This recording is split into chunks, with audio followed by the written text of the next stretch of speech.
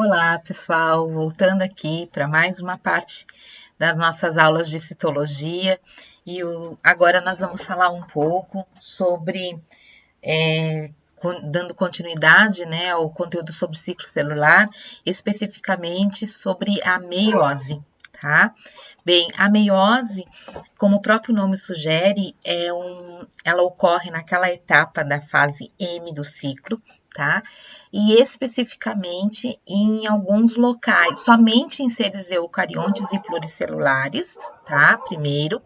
E segundo, no nosso caso, né? No interior dos testículos, lá nos túbulos seminíferos no homem e nas mulheres, especificamente no ovário.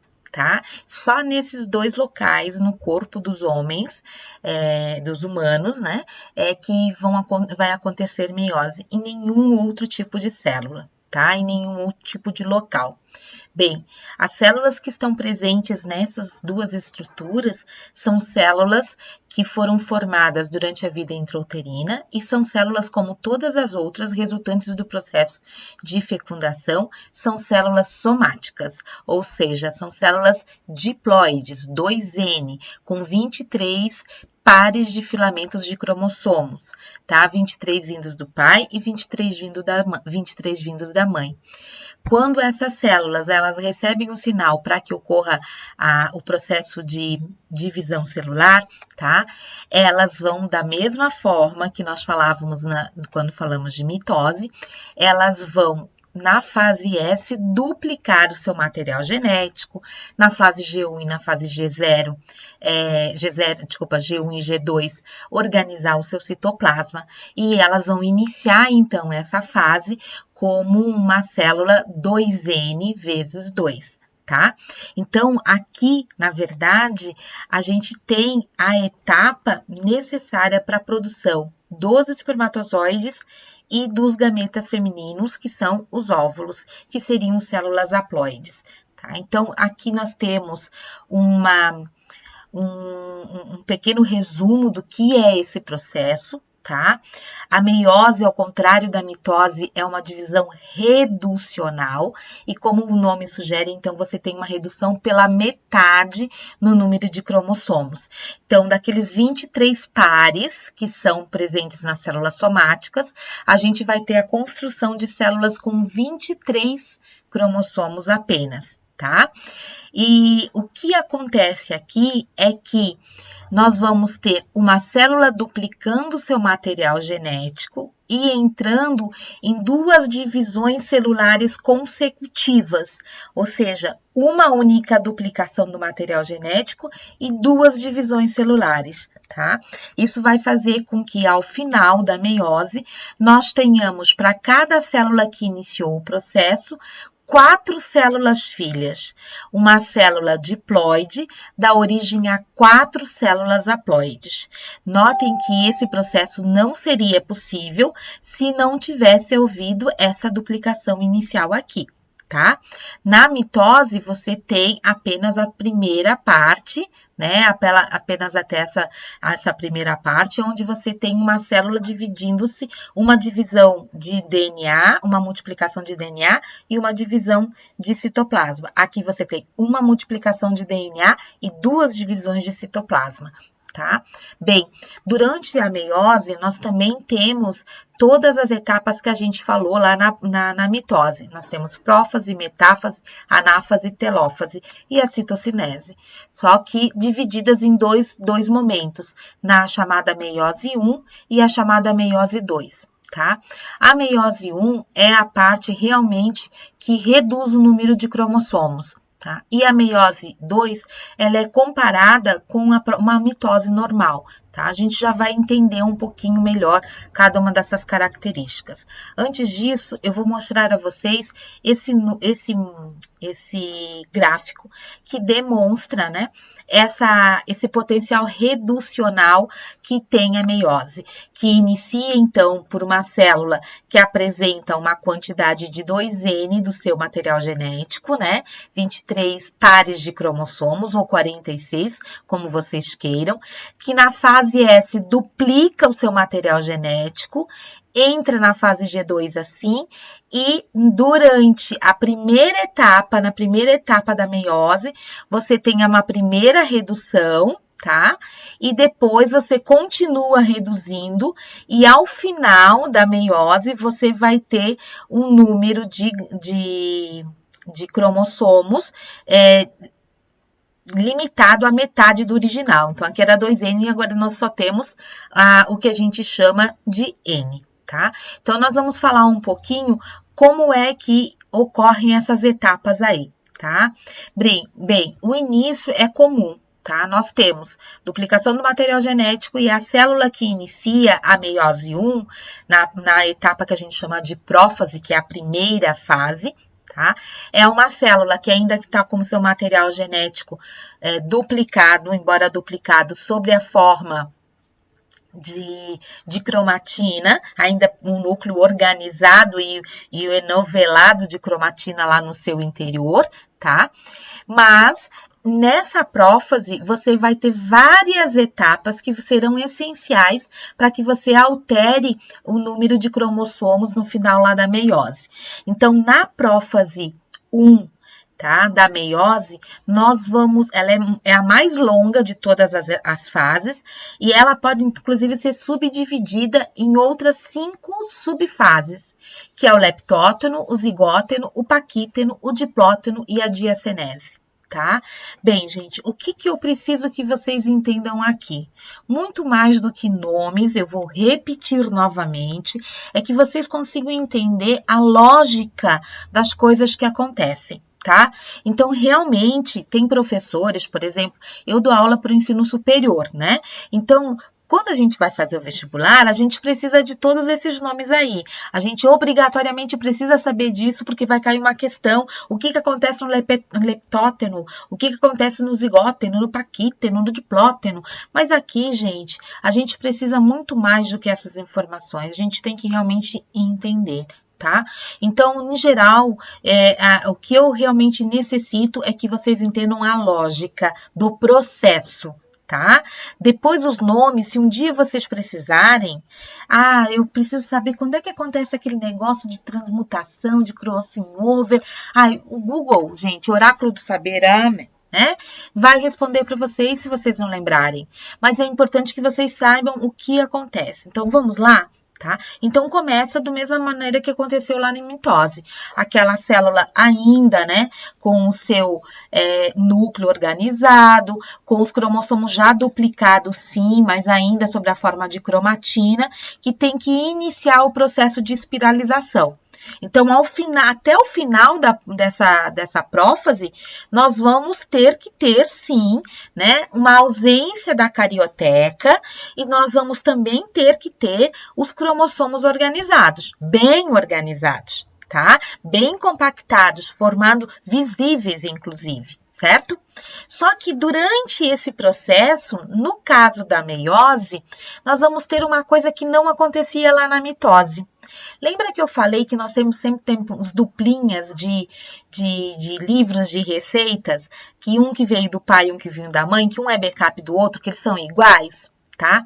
Então, esses iguais, esses livros iguais, esses cromossomos iguais, aqui na meiose, eles vão ficar sempre juntinhos, eles vão ser pareados, tá? Não acontece isso lá na mitose, mas aqui vai acontecer.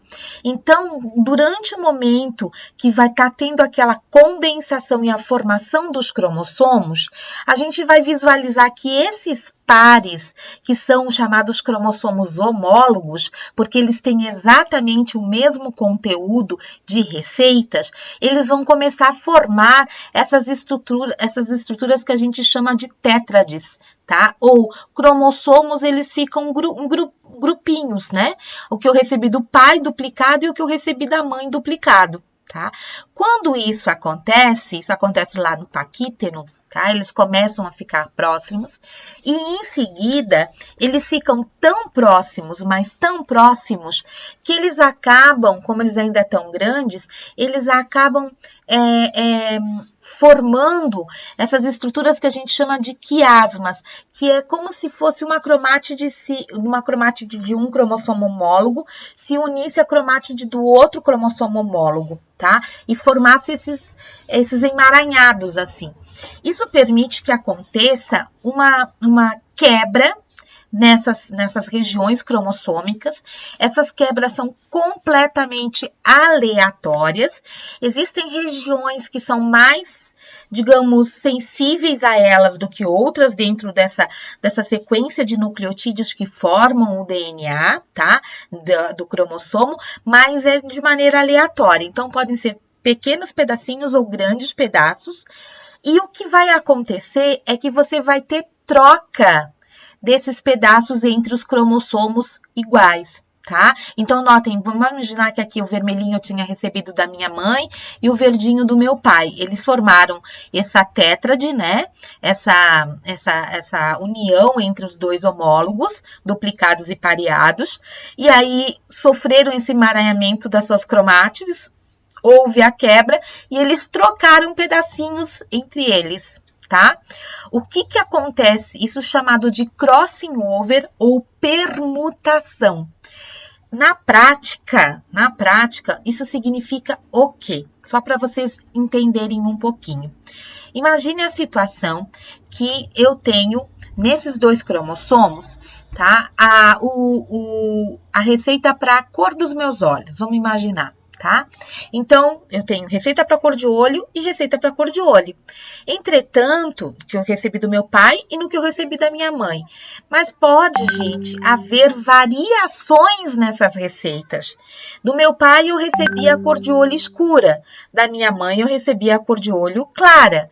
Então, quando eu tenho uma troca, por exemplo, dessa região onde eu tinha a receita para cor de olho, de repente eu tenho um livro onde eu tenho todas as características do meu pai e quando chega lá na cor de olho, tem uma característica que era da minha mãe. Notem que eu monto um livro com as mesmas receitas, mas com variabilidade entre elas, tá? E isso é essencial e isso explica muito porque, mesmo que a gente tenha 10, 20, 30 filhos do mesmo pai e da mesma mãe, eles nunca vão ser iguais, nem entre eles e nem iguais ao pai e à mãe. Tá? Porque durante a formação dos nossos gametas, nós vamos ter essa separação, esse embaralhamento aí de receitas que causam, ou que tornam, ou trazem livros únicos. Tá? Únicos.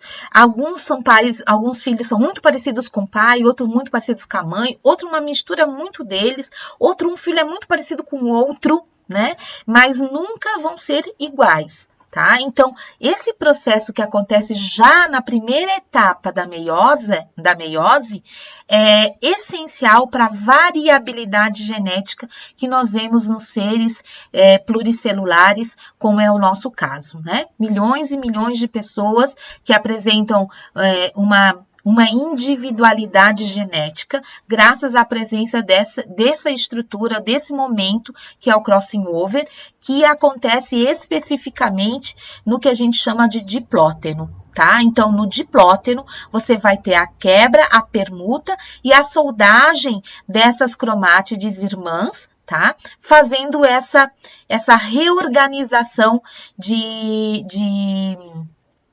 genes dentro do genoma original, tá?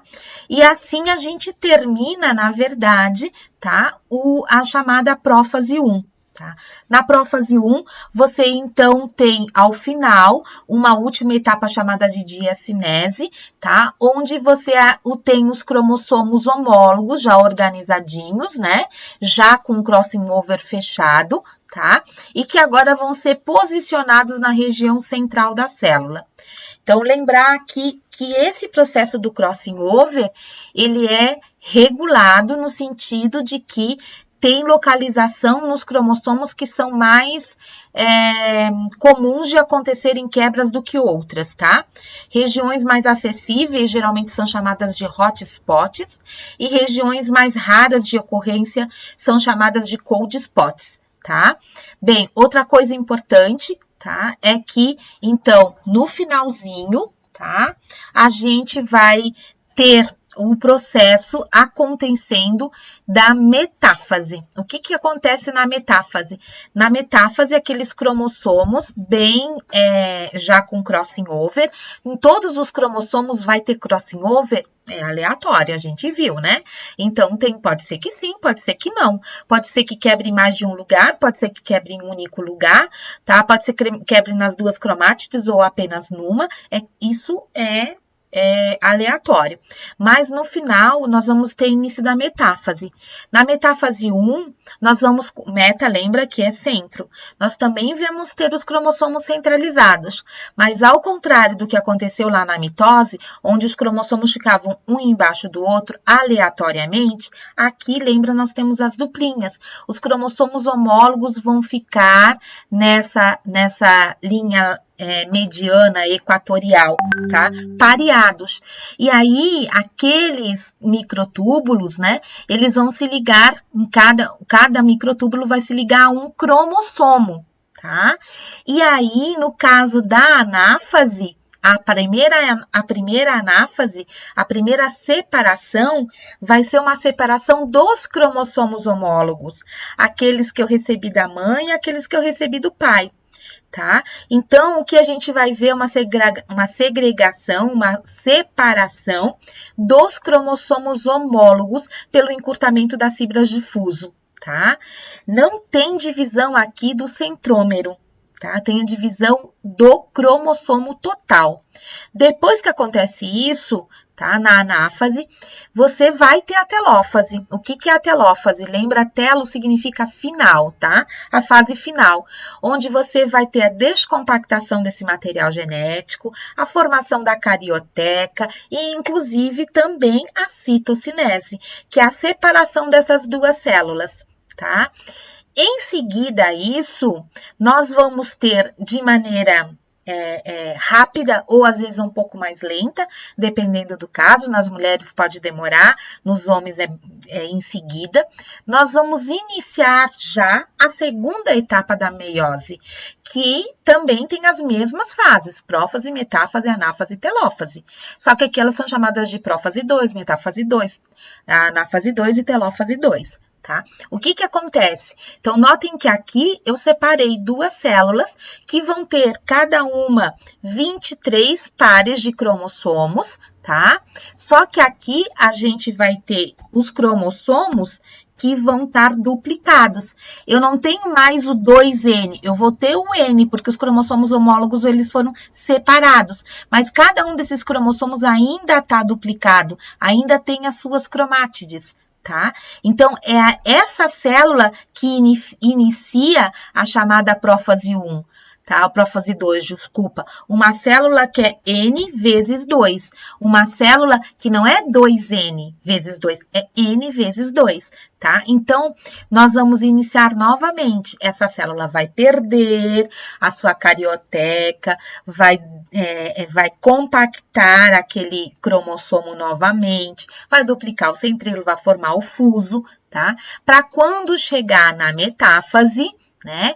Essa célula, então, pega todos os seus cromossomos e coloca na região central, e aí os fusos mitóticos vão se grudar no centrômero, tá?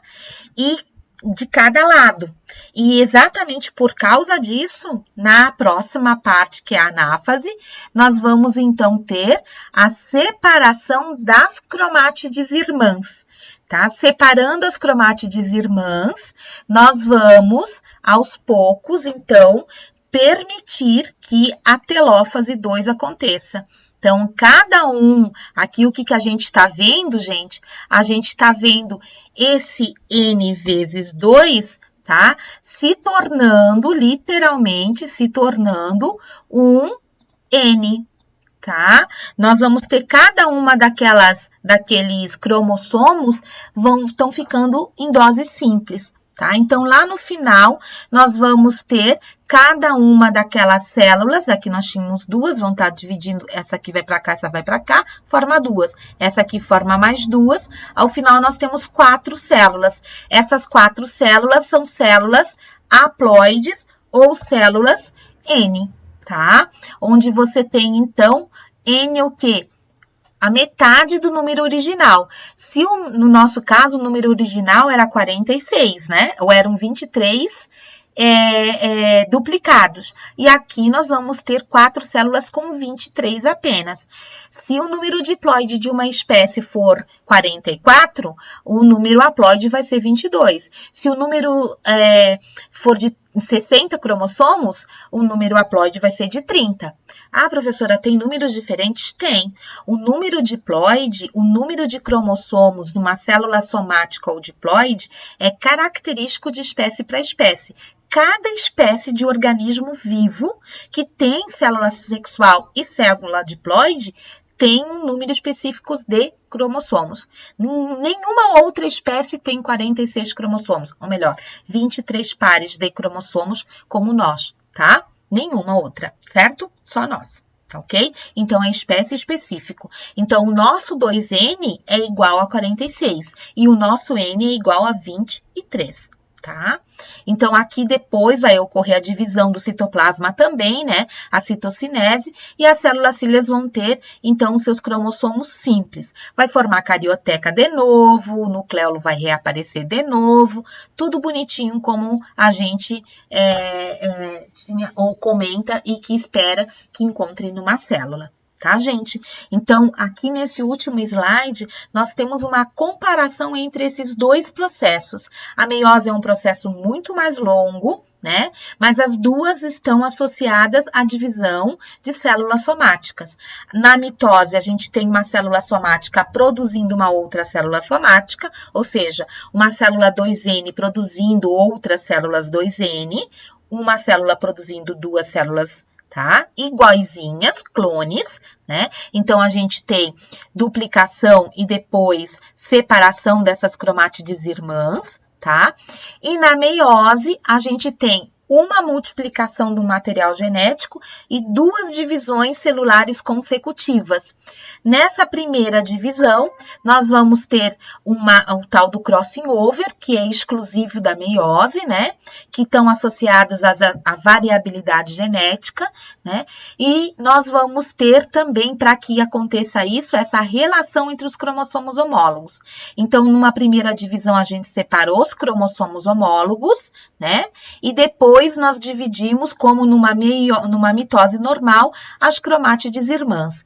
Para cada célula que entra em meiose, nós temos a formação de 4 outras células com número diminuído, né? O número pela metade dos seus cromossomos. Tá, gente?